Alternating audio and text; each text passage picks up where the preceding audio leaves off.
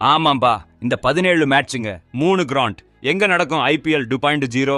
ஆமாம்பா, ஐபிஎல் நடுவுல நிப்பாட்டிட்டாங்க. ஒரு வாரத்துக்கு நிறுத்துனாங்க. ஏன்னா இந்தியால கண்டிஷன் சரியில்லை.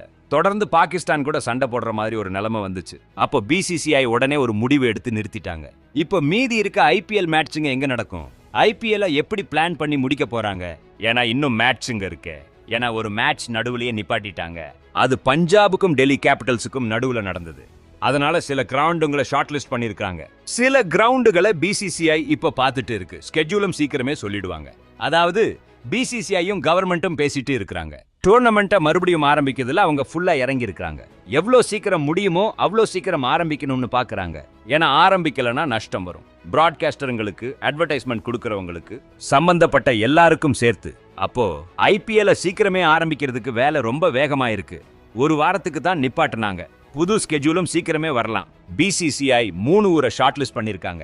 அதாவது கிரவுண்டுகளை தான். எங்கன்னா ஹைதராபாத்ல ராஜீவ் காந்தி ஸ்டேடியம், சென்னையில செப்பாக், பெங்களூர்ல சின்னசுவாமி ஸ்டேடியம்.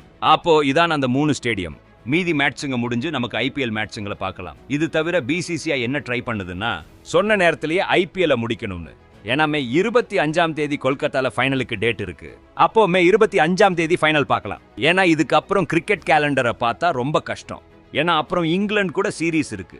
WTC ஃபைனலும் வரப்போகுது. ஃபாரின் பிளேயர்ஸ் வருவாங்களா வரமாட்டாங்களா இதெல்லாம் அவங்களுக்கு பெரிய பிரச்சனையா ஆகலாம். இது மட்டும் இல்லாம இப்ப 17 மேட்சுங்க மிச்சம் இருக்கு. அதனால டபுள் ஹெடர் மேட்சுங்க நிறைய பார்க்கலாம். மேட்ச் டைம் 3:30 பாஞ்சும் 7:30 பாஞ்சும் தான் இருக்கும்.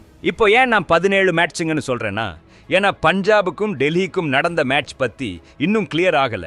இந்த மேட்சை நிறுத்திட்டாங்க. அப்போ இந்த மேட்சை சேர்த்தா 16 இருக்கும். ஆனா இதை சேர்க்கலனா 17. மேட்ச் முதல்ல இருந்து ஆரம்பிக்குமா இல்ல எங்க நிறுத்தினாங்களோ அங்க இருந்து ஆரம்பிக்குமாங்கிறது இன்னும் கிளியர் இல்ல. இது தவிர பிளே ஆஃப் வென்யூவும் மாறலாம். ஏன்னா இப்போ வரைக்கும் பார்த்தா பிளே ஆஃப் கொல்கத்தாலையும் ஹைதராபாத்லையும் நடக்க வேண்டியது. அப்ப தெரியல. பிளே ஆஃப் ஃபுல்லா சென்னையிலையும் பெங்களூர்லையும் கூட நடக்கலாம். அப்போ இப்போ இருக்க சிச்சுவேஷனை பார்த்து தான் எல்லாத்தையும் சொல்லுவாங்க. ஃபாரின் பிளேயர்ஸ் இப்போ ஊரை விட்டு போயிட்டாங்க. அப்போ டீம்ஸுக்கு ஃபாரின் பிளேயர்ஸை கூப்பிடுறது ஒரு பெரிய ஹெடேக். மேல நடக்கலனா அப்புறம் எப்ப நடக்கும்ங்கிறது ஒரு பெரிய கேள்வி.